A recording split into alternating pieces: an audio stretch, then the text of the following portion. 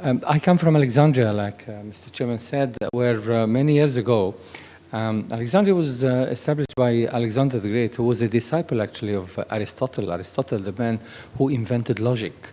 If A equals B and if B equals C, then A equals C. And it was probably the first school of thought which was based entirely on evidence and not on superstition. And this is where there was a medical school, and the first description of the human uterus was done by a man called Soranus, who came originally from Ephesus. But at the same time, Ayurvedic medicine was taking place in India, and all these great civilizations were starting to with medicine.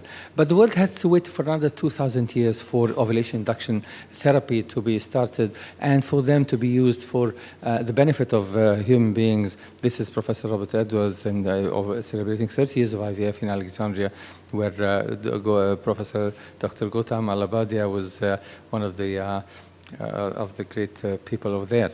And since then, of course, many people have enjoyed the benefits of ovarian stimulation.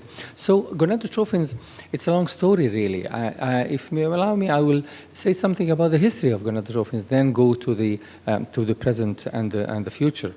And to quote Professor Bruno Lunenfeld's quote here, that although gonadotrophin therapy now are taken for granted, the road was not really easy. It was very difficult. It started by people realizing that if you sever the connection between the hypothalamus and the pituitary, you end up by having atrophy. This is Crowe in 1910 showing that partial pituitary ablation resulted in atrophy of the genital organs, the adult dogs.